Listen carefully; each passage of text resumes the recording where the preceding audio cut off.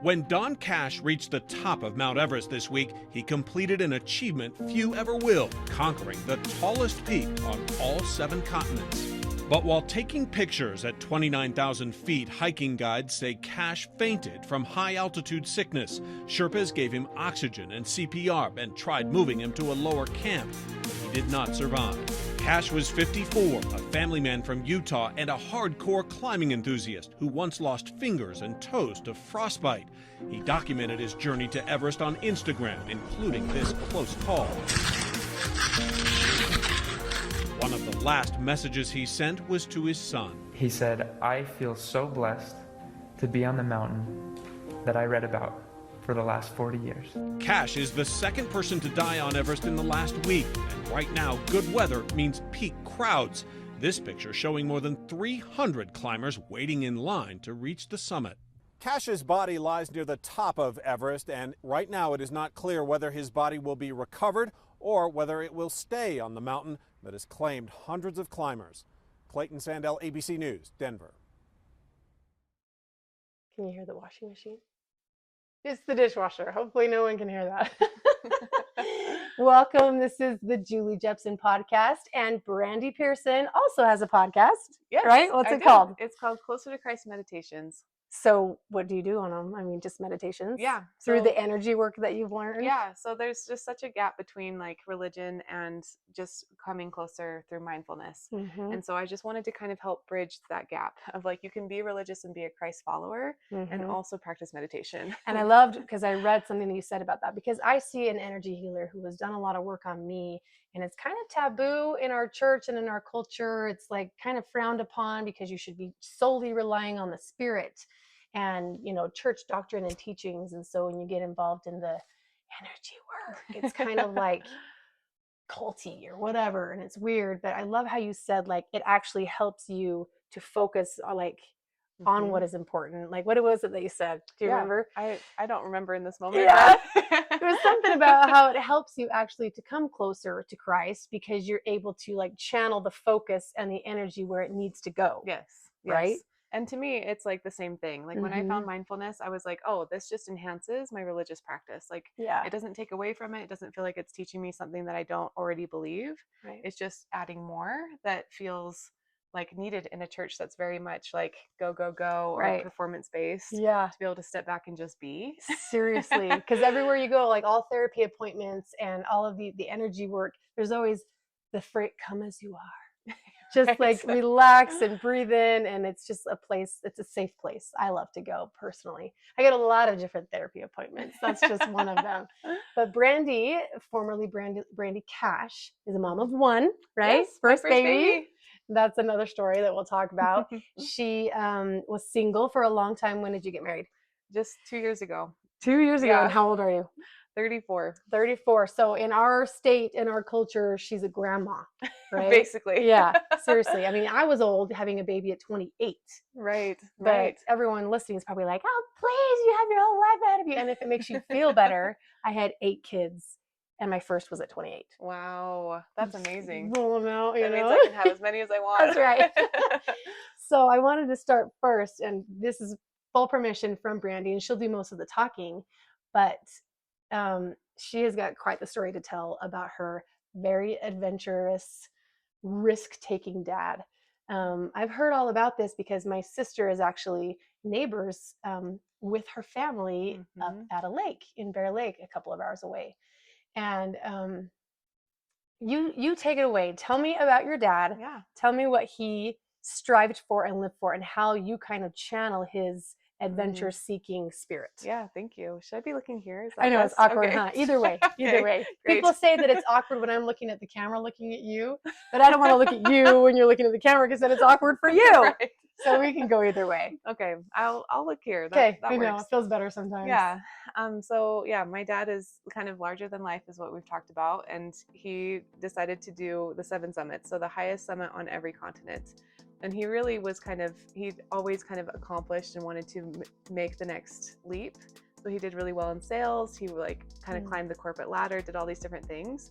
But he also was always kind of chasing happiness. And with the mountains, he was actually starting to find what he really was looking for, which I think is inner peace. So he started climbing, and he had no distractions. He had nothing around him, and he was able to really focus in on like accomplishing something that was great, but that was really personal to him. And he ended up summiting all of the mountains, and he finished on Everest, and he actually passed away at the top of Everest. So there was kind of a viral photo of his body being like clipped to the line right as you are so close to summiting. It's called Hillary Step, and it's just hundreds of yards away from the summit. You know, there was a climber who had taken a fall and had lost their life, and you know, that climber was fixed to the safety lines. And so every single person that was heading to the summit had to actually, you know, step over that lifeless body. And it's, you know, I mean, who has the tools to deal with something like that? I mean, it was absolutely devastating. Did he reach the summit? He did. So he summited. Because wasn't it on his way down? Like, It was we on just his way like down. breezed past that, and that's a big deal. Okay, Yeah. first of all, did he just love nature, or was it just hiking and the actual goal of something like the magnitude was great Right, of the right. goal? I think it was that both. He always wanted to kind of press what is it, like stretch himself? Yeah. And he had in so many ways, but this was kind of the big mental, emotional, physical, spiritual Yeah. way to really press himself to accomplish something great. He had met with some people who had done it and was like, this is my next thing. And he was happier doing that than we had seen him in years of doing corporate ladder Jeez. climbing, right? But pre hike, Mhm. he had already lost a couple fingers, right? So during those other summits, so he Are started they doing, all? I am stupid. Are they all freezing cold at the top, like every Yes. single one? Yes. Okay. 'Cause Well, except Australia. Australia. Okay. There's So still snow, but is it's Kilimanjaro? not. Is that one of the highest Uh-huh. ones? Mhm. Africa? It's Yeah. Africa. It's Yeah. the only one I know, and Everest. Mhm. So I've seen it. I'm sure you have plenty of pictures for me. Yeah, Hopefully, but I'll he send you has like a pictures. black nose, Uh-huh. right, and black fingertips because of the frostbite. Yep. And Yep. did he actually lose? Mhm. What So did he lose? He lost the tips of his 3 fingers. Like had to be amputated. Yep, on Mount McKinley or Denali, What's same that? same mountain, Alaska. Oh. So those were that's the North America highest Okay. highest mountain. What So did he lost lose? the 3 fingers, and then he lost the tip of his nose, and then parts of his toes. But all of that was getting better, except for the fingers. So So did he have like plastic surgery to fix his nose, or was it he just was kind going of to. this? He still he was hadn't. going- He hadn't by the time No he went way. to climb the last And mountain. were they like battle wounds? Like, was he proud of them, or was he? He was upset? very proud of them. He was proud of them. I think everyone else was like, hey, like your hobby's getting a little dangerous. And he Yeah. was like, no, this is awesome. And he actually on Instagram pretended to have put them on a necklace. No way. So he bought a fake hand, cut off the fingers, painted them black, and hung them on a necklace. Oh my and gosh, what a stinker. told people That's that it like was my his dad, fingers. who tells, because my dad's an amputee, and I've said this before, but he always says it was bitten off by a shark to all of our kids, his grandkids. So I'm That's like, Dad, awesome. stop it. Okay, so was that the last summit? Yeah. So was there a sense of a relief every time you came home? Um, Are they all dangerous like that? They are actually, and I think we didn't really realize Mhm. how dangerous they were. Obviously, some of them aren't so much. Like Australia is not very high, and the rest, like he did the Antarctica, which is Mount Vinson, There's and one in that's so that one was to help him prepare for the cold. Oh And my then Mount gosh. McKinley or Denali in Alaska was the technicality. So like learning the skills, learning the different things. That one's very technical. So he just kind of, that was his training for if he could do Mount Everest. Oh my And gosh. so because he was able to accomplish those, he was like, all right, I'm going to do Ready? this. Is that like the top of the top? Is it like the highest and most difficult? It's not necessarily the most difficult. There's other Hmm. mountains that are harder than Everest, actually. Like sometimes people think that Everest is a little bit more commercialized because it's not as difficult as some of the other mountains that you could do, like So- K2 or What makes other it ones. so dangerous? Or are they all the height, obviously. Yeah. So the death zone is death zone? nothing can grow past the death zone. It's just such a high altitude. So altitude sickness is one of the biggest things. Not being able to breathe. On Wednesday, Utah climber Don Cash just finished his quest to climb the highest peaks on all 7 continents when he collapsed and died from high altitude sickness. On Everest, climbers are forced to wait for windows of good weather. When it clears, everyone moves to the summit, and with a large number of people, the longer wait means climbers are spending more time in what's called the death zone. You guys were tracking his GPS. Yeah. So what was it like for him, like going into this? Was he like, this is my last hurrah, I can't wait for this? And were you guys nervous for him? Yeah, he was actually, I think he was so excited to go that we all just wanted to support him. It's interesting that the one person that was nervous about it was our sister-in-law who had lost her father. And she was like, I don't know why you guys are so supportive. But not, how did she lose her dad? To leukemia. Okay, but it wasn't like nothing to the like same this. hike. Right. But she was the only one who was nervous. The rest of us were so excited for him. And We're even just, like, your cheering him mom. on. Even my mom. Super supportive. Wow. And probably because he had been kind of depressed doing his corporate work. He just kind of got into a rut of, you know, making money but never being satisfied. And so the mountains, it felt like were him coming alive and living again and doing something that didn't really have any monetary value. It was just something that his spirit wanted to accomplish. And so that, I think, we saw the spark coming alive in him that was like, oh, this, whatever you're doing, keep doing it. Like, we will So it support probably you. made him a better dad, Yes. better husband, all the things, because he was like alive. Yes. And he quit 2 corporate jobs. He was, you know, just, he would talk about the golden handcuffs, like this job that he, you know, would make such a amount of money that he felt compelled to stay there. And then being able to break free from that and do something that he wanted to do. No, you know. I love that he just went for it. Yeah. Just like, I mean, probably made sure everything was in line and money was all available, you know, ready and settled, but he was like, I'm doing this. Yes. Okay, so tell me about the actual hike. So he was a bigger guy, very like, I don't know, he was a bodybuilder for a while, like just kind of a big guy, 6'2". So he knew he was a slow hiker, but he was always very persistent. And so he actually the summit day, he left the night before at like 5 p.m. Most hikers leave at like 1 or 2 a.m. He left at 5 p.m. because he knew he was so slow, but he also knew that he was persistent. And so he hiked in the death zone for longer than anyone should.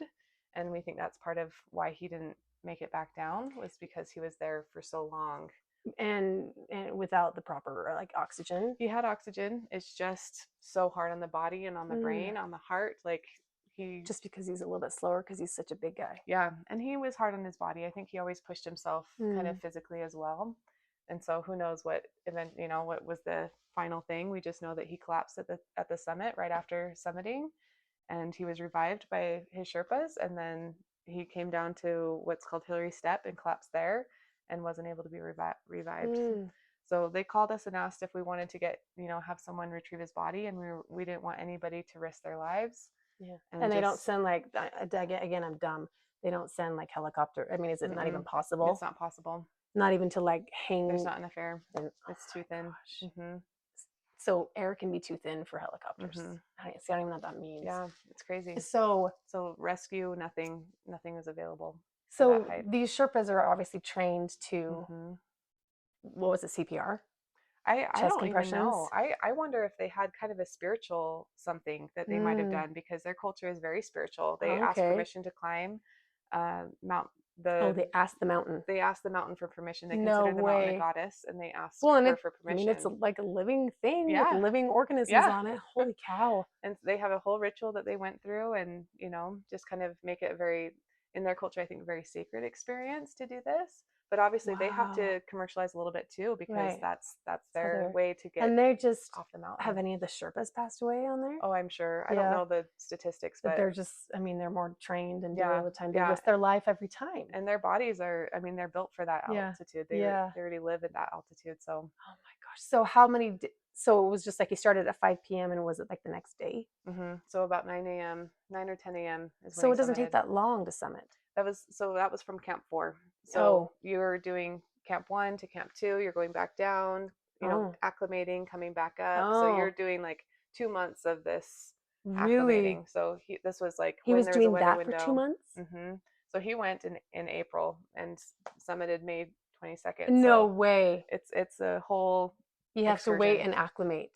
So you climb, you come back down, you just have to acclimate. You have to get your body used to the weather and the altitude. And so you saw the GPS tracker stop, right? And were you worried at all? We weren't. It was, I kind of think it was a little bit of a spiritual support for Yeah. us of Yeah. like, I slept great. He summited at like 10 p.m. our time. And I was like, all right, great. Like, good did it. job, Dad. And, you know, my mom called me early in the morning and just said, we haven't heard anything. Like, he had a satellite phone and he was supposed to call her. And like, she hadn't heard anything. And so she called me and just was like, do you think he's okay? And I was like, Mom, I feel like I wouldn't have slept so well. I think I think Yeah. we would have been warned Yeah. or something, you know, or Or had an felt intuitive something. Yes. Yeah. And so I was like, I don't think anything's wrong. And then she called back, or I think actually my sister called back and said, you know, they haven't heard from him and he's passed away. Like, we didn't know exactly what had happened because it's just hard to get the information. They're obviously worried about liability for that, Yeah. you know, for these kinds of things. It's a news story. It's, Oh my gosh. you know, potential lawsuit. It's whatever. Even though he'd signed all the papers and he was very like joking about like, hey, if something happens, like they're just going to send my body down a crevasse. Like, and he would joke about it because I think he was like, you know, there is a level of risk that's important to be able to live. Yeah. And so he was okay with that risk to be so alive. Oh And my he felt great gosh. previously.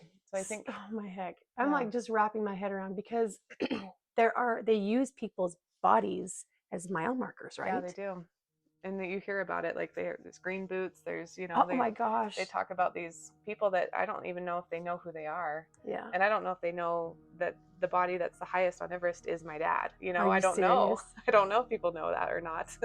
We see pictures of it and it's kind of weird as a, you know, as someone who knows that person, but it's that's not my just dad, but that's not my dad, you know?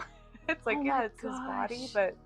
but we still, like, even two years ago, still got pictures of his body because it's preserved. Right, because it's just It's frozen. And it's frozen right to the side. Do they take any of his belongings? Not that I've seen. I know That's that nothing. his goggles went to someone who was really struggling with their goggles, and so Oh my gosh. that's all we really know. So, did he take any video, like of himself or a picture of himself at the summit? So we got his phone back. He didn't bring his phone to the summit, so we were able to upload some of the photos, Yeah. but we couldn't upload anything that hadn't been refreshed on the cloud or whatever that is, because Yeah. he was out of service for so long. Oh too. my gosh. So we don't have. He had a GoPro on him. We don't have that footage. Dang it. It's just with him. So, they do revive him. How much longer does he live after that I point? think it was probably only a few minutes. yeah, maybe 10. And then was it cardiac arrest? That's what they think. But nobody really yeah, knows. no one really knows. That's what we think, but And then there comes a point when they can't stay much longer, I guess, and have to Right. move down. I mean, for weather Yep. concerns. Yep. Oh my gosh. So how did you guys feel after that? How did your mom feel after that? so she was really shocked, obviously. Like, I think being so supportive of this was like, Yeah. you know, my husband who's been struggling with depression is actually alive. Like, Mhm. let him do this. Like, I will stand behind him in all of that. So when it did happen, I think she was really shocked. Like, I mean, was she angry at him? oh, absolutely. I was gonna say, like, give me like the human part of her. Was she? I would have been like, what are you I think she was doing? pretty numb for a Yeah. while. Like, she just kind of went into state of affairs. What do I need to do? Sell all the stuff? Oh you my know, gosh. just didn't want to live in the house that he had designed, and just was like, I need to live somewhere else. She just Yeah. kind of. Just a straight memories. Yep. How many kids are there? So there's 4 of us.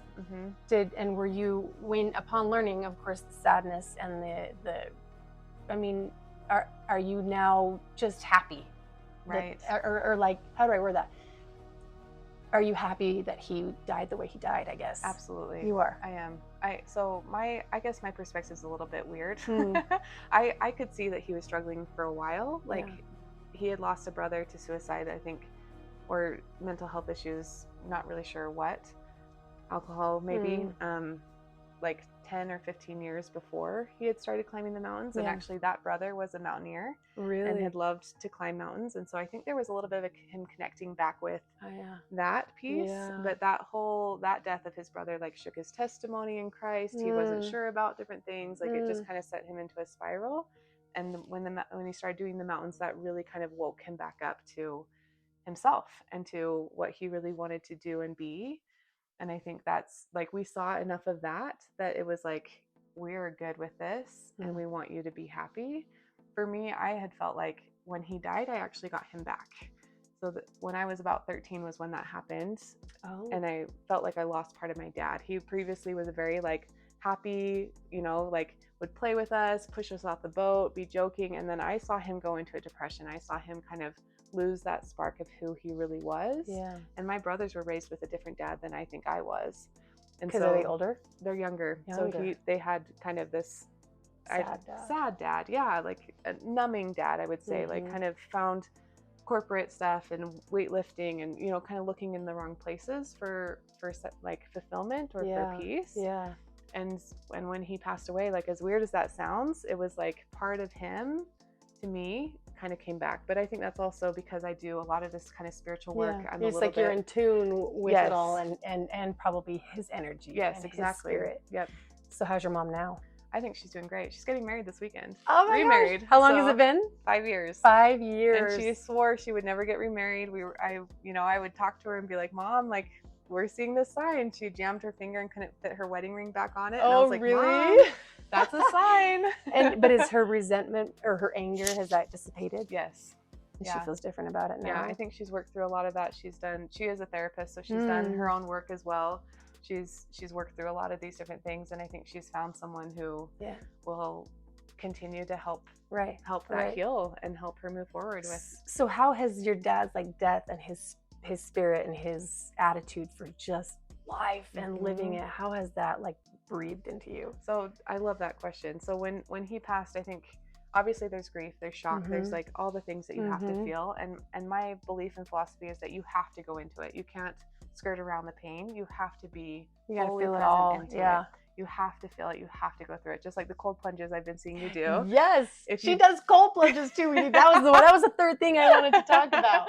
If you don't surrender to it, you're gonna Tense up, and it's just like unmedicated births. If you're like fighting it, Then she you did it can't. on her first. That's hard. In my home, it was amazing. It was so beautiful. It was exactly what we wanted. Okay, we're getting into that. But back to but it's that channeling idea that. of you have to dive into something to heal it. And so with my dad, I think I'd been learning enough of this spiritual principle of mindfulness and meditation and what I do. When I do energy work, I often feel the loved ones who have passed. And so I knew that I could still talk with my dad. I knew that I could still feel him, that I could still receive messages, songs, impressions, just things where he was still close. He was still there. I believe the spirit world is very close to us. Yeah. And so I knew that I could still receive from him. And I felt like his death helped me birth my true self in a way that I had stopped being at 13 as well. There was a part of me that died when my dad had gone into that depression too. And so when because that was a long time. It was a long time. And that was, I developed a lot of anxiety, depression, all these different things. And it's not like all dad issues, right? But like there was enough there that when he passed away, it was like I could finally start to repair myself and take what he had given me of living life to the fullest, not living with no regrets, pushing yourself to do hard things. Like that's why we do the polar plunge in Bear Lake every year. So tell me about that. Is because we started it with him. Like really? We did a tradition every year. And in Bear Lake, and it is freezing up there. It's never been frozen over when we've done the plunge, but like it is cold. We get cuts on the ice. Like yes, I have a scar from the polar plunge I just did right there from ice. Yeah, you see that? Yeah, right there. It's a scar. But it's that same idea of like if you don't ever have those experiences, if you never embrace the pain, you're not really living. And even though the pain is so hard, it is so powerful to transform. And that's what is powerful. And if you try not to let it transform, you're just going to be hurting yourself even more. There's a saying something about like suffering is pain that's not being willing to feel is suffering.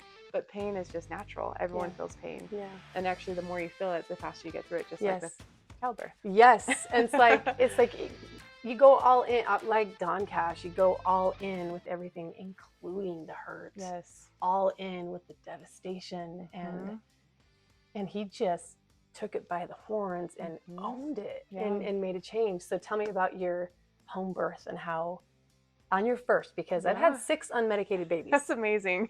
And I mean, and it's not, that's amazing. It's like, it's one thing to get to the hospital at an 8 or a 9 and you did it at home. because you're already there. I'm already at an 8 or a 9. I didn't need any Pitocin. I was ready to go. It's another thing to get to the hospital and be induced at a 0 and have them shove you full of Pitocin and force the contractions. I couldn't believe that you That had done was that. hard. Oh my gosh. Like Pitocin is designed to need an epidural because it Oh is my so much more painful to go gosh. into birth that way. It's so bad. It's so bad. But I will say that first pregnancies and first time moms, your body's learning, Yeah, you know, and it's absolutely. longer. Absolutely. So tell me about it. So it was actually, I had a wonderful midwife. Mm. We moved out to kind of the middle of nowhere and weren't sure if what our healthcare options would even be. Yeah. But we had this referral from a friend and she said it was the best midwife she'd ever had and she was perfect for us. She had me on a diet that was like no sugar, no flour, like you needed, you know, eat this way because it's going to make your birth that much more Really easy. And I will say, this might be a little TMI, but on my unmedicated births, I never tore.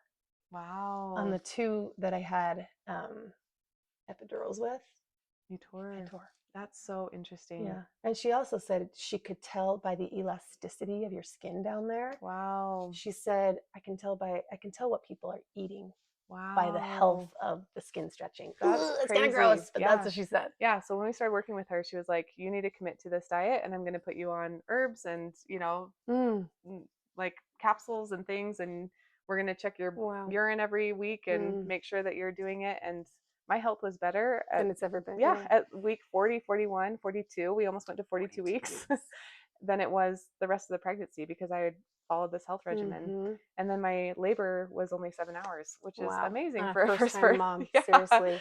Like it's 24 from active hours. labor. Yeah. Yeah.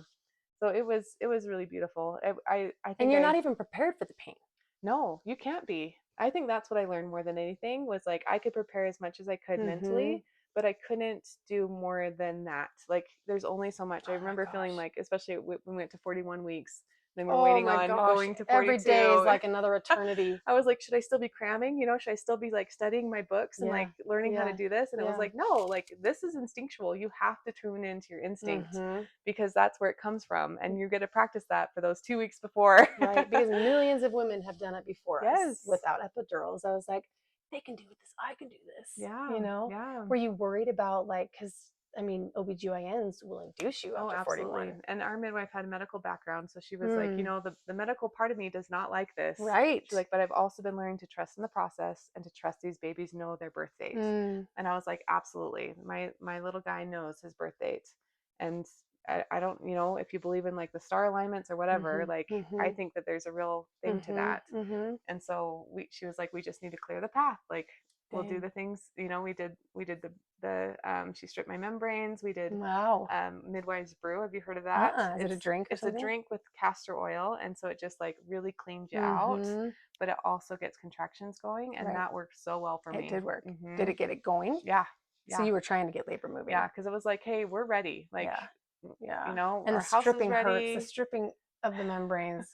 It's just after the cramping all day, you're like, oh my gosh, I had that happen too. And we'd had, you know, contractions and then wake up and be like, oh no, they stopped, you know. So it's like we were ready. We were ready for him. Oh my goodness. And I think that just kind of helped my body just be like, this is okay. We can do this. Okay, so when you're approaching 6, 7, and 8, are you like, oh my gosh, this is I'm not there and I'm dying? Or how did you handle the pain? So for me, honestly, going through transition, like all the dilating, all of that, I went from a 2 in the morning to like a 7 and 95% effaced within like that whole day.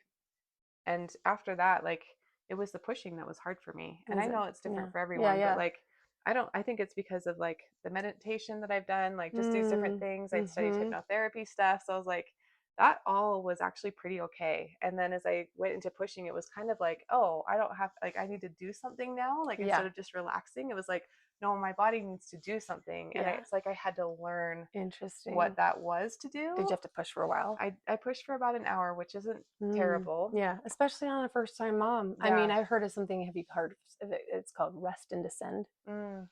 So like the baby, like it's down there or but you're not, but you rest and let it descend. Yeah. But that's hard to do when it it's is. natural. And that was when I kind of got in my head, and I could tell Yes. that difference between kind of like trusting, flowing. I was like dancing with my husband and then holding on to him when I contract, you know, and like really a beautiful experience to kind of is. like this pushing part where I was kind of like, what is Oh my this? What do I gosh. do? Were you Like standing? I was trying all the Yeah. positions. We got in Yeah. the water for a little while. We had a birth stool. I was just kind of trying anything that would help relieve some of that intensity because it Yeah. was so intense, and pushing felt better than not. Yes, So it it's was like, relieving. yes. It I is was like, I relieving. have to do this. I mean, it is a and ring I of don't know what it is. It's a ring of fire for sure. Yeah. But like, yeah, it's relieving. Your body is just like expelling. Yes. And not getting rid of. That sounds terrible. But I've never felt closer to like the brink of heaven. Yeah. You're right there on the edge of heaven and earth. And it truly is that death that brings life, right? Like there's this part like this coming That's to. what you said. You said it was my dad's death that like brought the life out of me. Yes. That's yeah. I believe that's a true principle. In Mhm. birth, like I had to let the Brandi that was single, or Mhm. the Brandi that was single die when I married Kyle. Totally. The Brandi that was, you know, on her own free agent die to become a mother. You know, it's like you do have to go through this transformation process.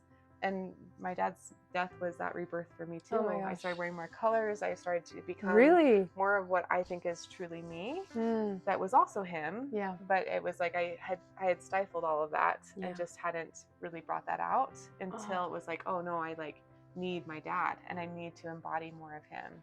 But I think it Wow. all ties in together, like Oh, that death and 100%. rebirth and Oh my gosh. feel it to heal it, right? Like all of those Wow. things. Well, okay, so when you were single for how long? I was 32 when we got married. Oh yes, so 33 32. maybe. So did you think it was ever going to happen?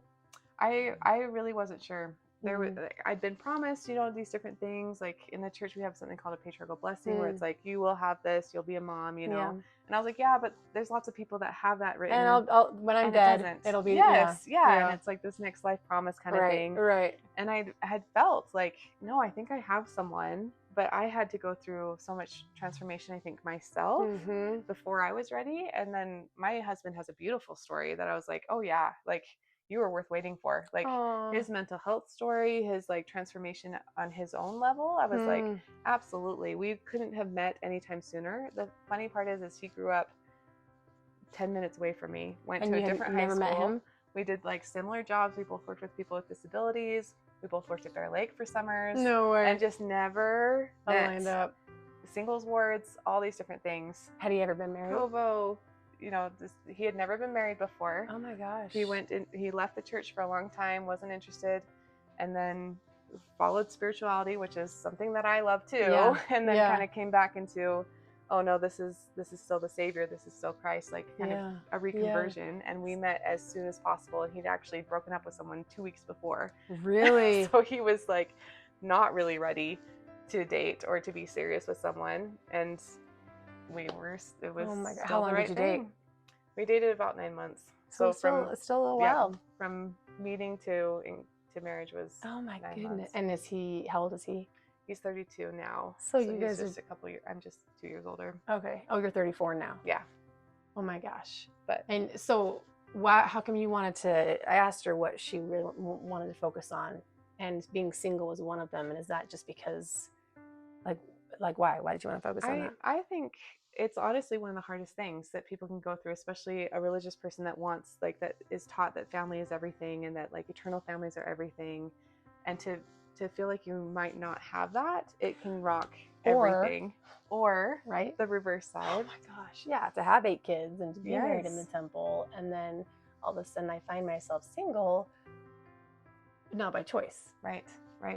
That, I think, is one of the hardest things that you can go through. Yeah. And whether you come to it on this end or on the end before, it can feel very similar. When my dad passed away, I connected with my mom in a totally different way. Really? Because suddenly she was single Yeah. and I was 30 single, right? Yes. And so I was able to help her from my end of things when she had never had that time. She got married at 19, right? Right. And so And there was like the mother-daughter relationship, and I'm having to watch myself because, in fact, I just apologized to my girls a week ago, and I said, you guys, I'm sorry.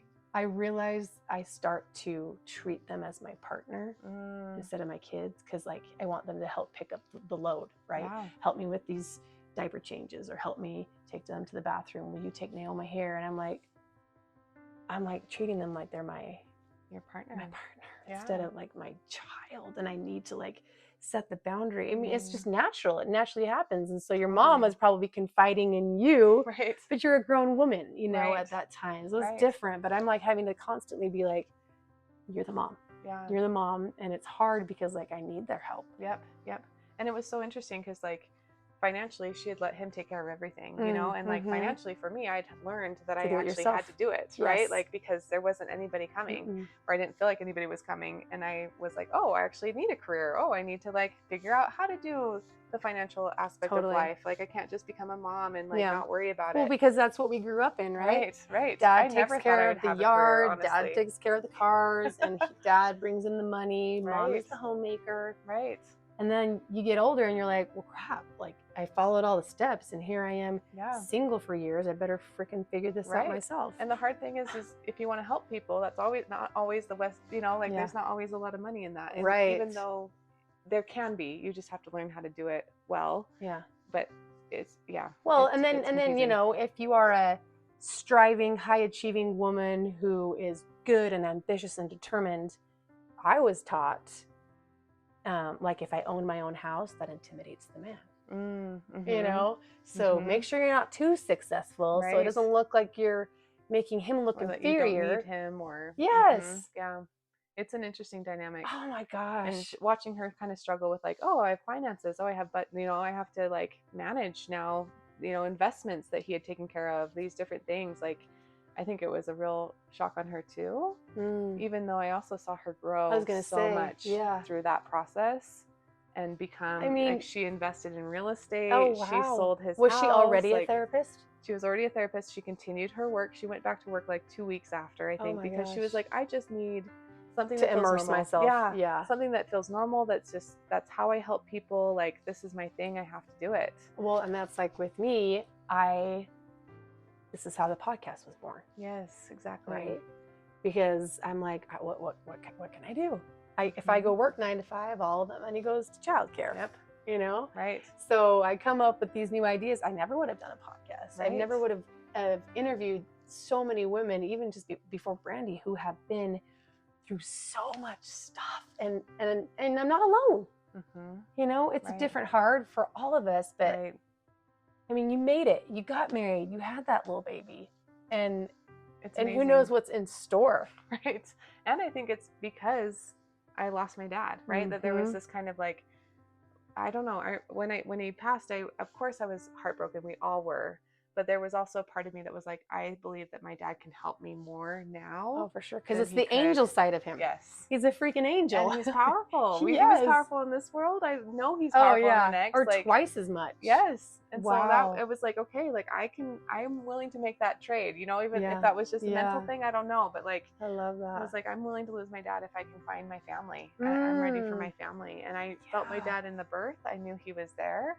I could feel him just like holding my head and combing my hair. Way. And my midwife even felt him. She was like, I just feel like he's so proud of you. And I was like, that's the number one message I get when other people feel him, is that he's so proud of me. And just to have that as like part of my birth, and like, he helped us find this beautiful land that we're on. We want to do like a healing retreat center, you know, and it has 20 acres, and like, he's been part of all of that to make that possible. Yeah, these because dreams that were it's crazy. like if he, I mean, you hate to say it, but if he had not died, you might still be where you were. Absolutely. You know? And my brother would have been stuck where he was, you know, like everybody had a different something that his death helped shine light on and gave them the opportunity to heal.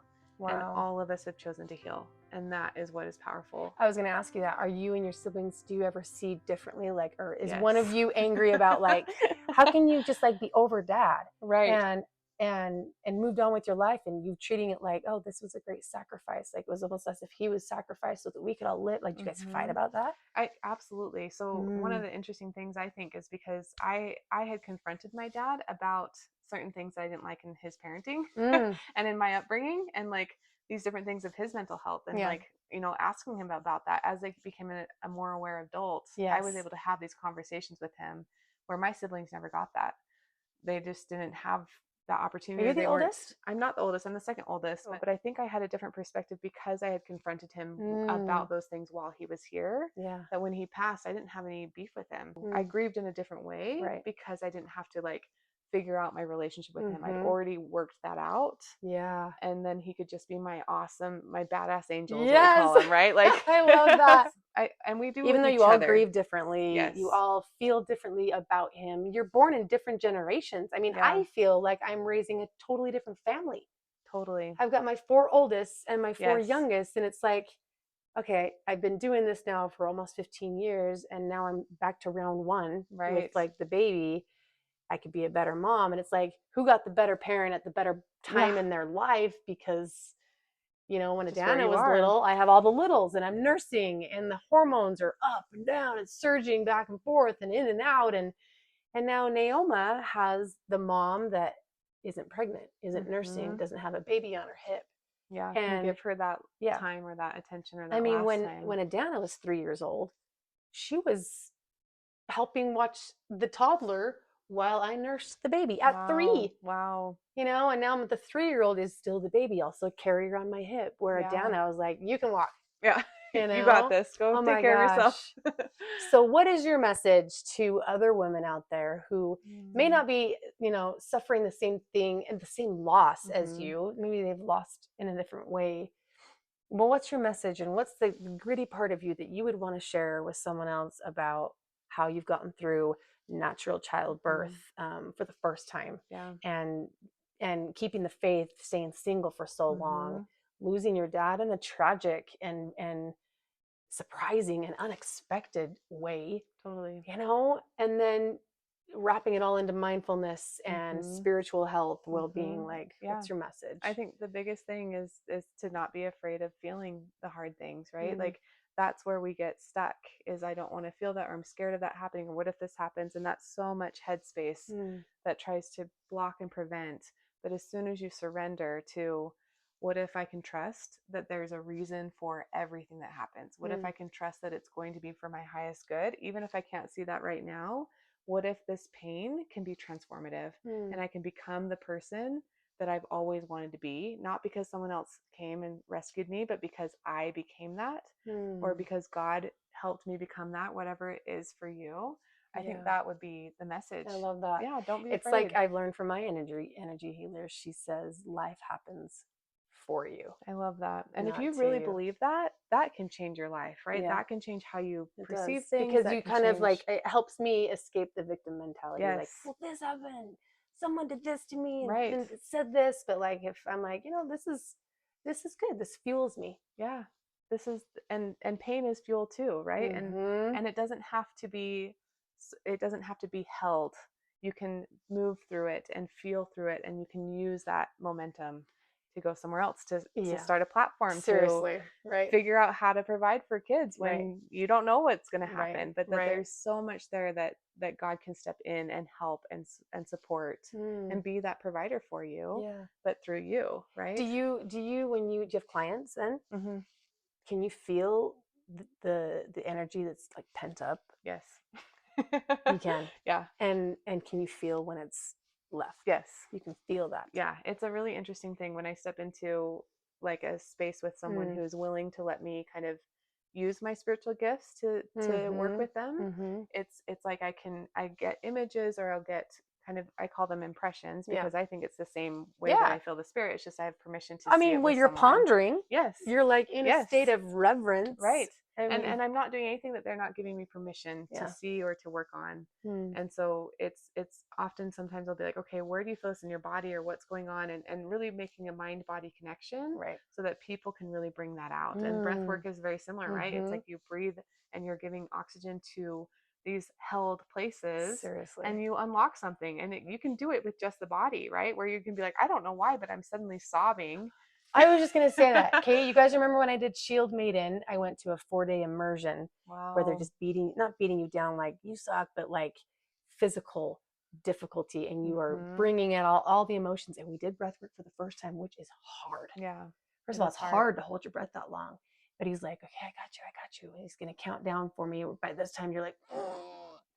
And then as soon as you can like inhale my tears was just like coming down my face. And you're like, What why is does it like this? release so much emotion when you hold your breath? And why? Yeah. Why does it do that? Do you know? Honestly, I don't know. I think it's because you're suddenly tuned into your body and listening to the places that you've been holding on to Oh my without your gosh. conscious awareness. And when you give your unconscious that permission to let go, people's things clear right up, Oh right? my Their gosh. emotions heal I up. was like, their why am I sobbing? situations, yeah, their Sobbing. bodies will heal. Like those things, trapped emotions. Yeah. is And then a you're real talking about thing. the mind body connection. And I learned this a lot because of weightlifting. If you're doing lateral raises with weights and you're mentally thinking about the delts growing and you're mentally thinking about the motions of the muscle instead of just like, what do I have to do today? But if you're actually thinking about this muscle while you're lifting, it grows bigger, stronger, faster. I love that. Quicker. Yes. Which And is crazy. that awareness alone, Oh my right? gosh. That attention, that like focus. it's the connection. Yeah. I mean, our bodies, our spirits, our minds, and how amazing that you feel the presence of your dad, maybe even more so. Yes. With him on the other side. I absolutely feel that way. Like, wow. And I think it's because I've seen the full transformation that I'm like, I would not give up anything that I've become. Yeah. For him to be back in kind of a stuck place where he was, right? That his passing, I believe, also was healing for him, that he became someone that he was ready to be. I believe that like life continues, right? And that there's still progress, there's still repentance, there's still change. And what kind transformation. What kind of angel must he be? Right. I mean, he moves mountains, right? Like that's what we that is so that's cool. what we talked about. And so when they're like, hey, we want to start a healing retreat place, it's like, yes, all right, where is that? And when are you starting? Well, it's in a little place called Burrville, Utah. Where's Burrville? It's by Fish Lake on the way to Capitol Reef. It's 2.5 hours south of Salt Lake. Okay. And it's just beautiful. It's stunning and quiet and little known. And we're just going to have a few tents and we're just going to start a cute little that is so awesome retreat something. That's amazing. Were there a lot of news stories on your dad?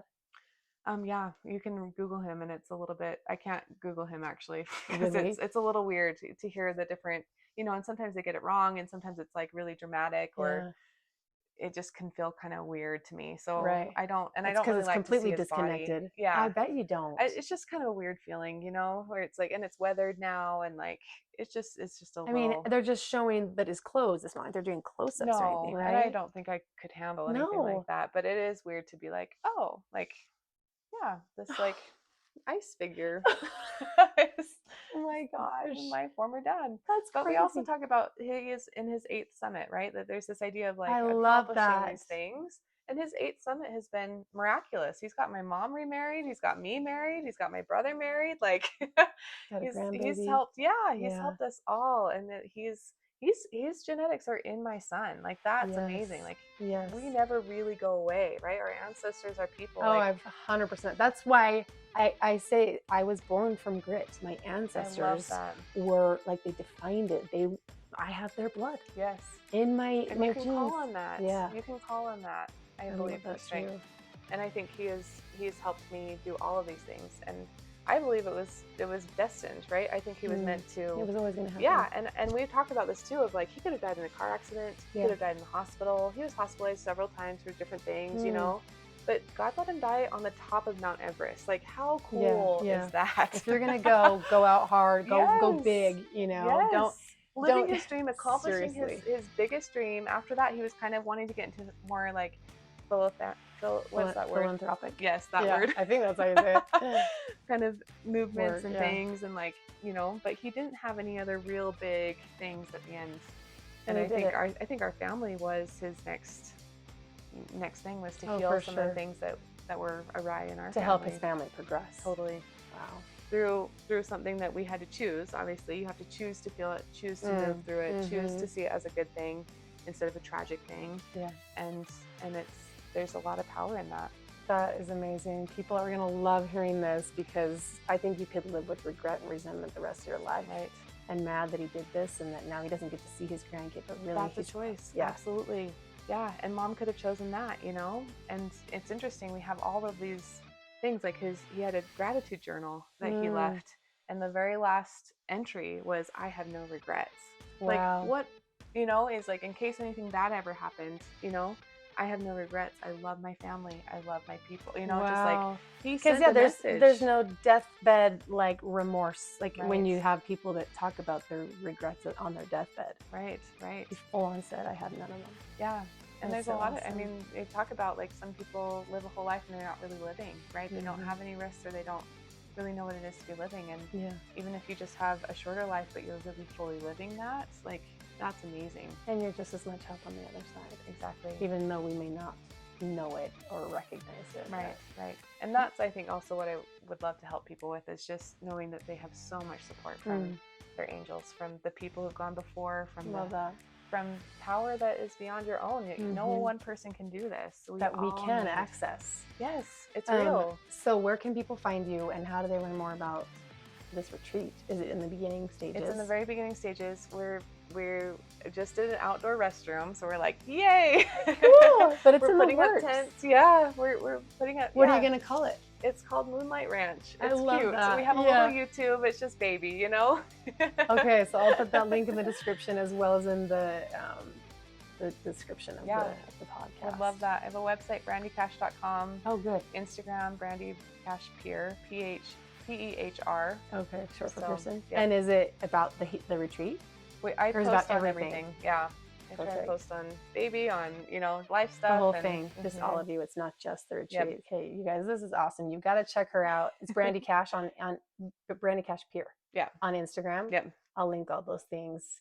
I hope you enjoyed this. Like, it was totally eye-opening for me, and it really was.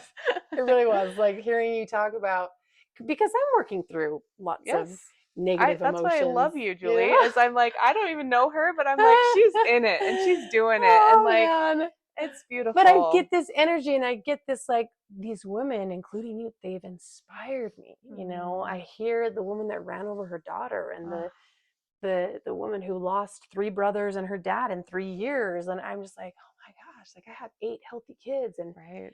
I've had this hardship, but like, so has everybody else. Right. Right. In different ways. Yes. Or they will come eventually, right? Like, And it will come. We'll Mhm. probably have something else.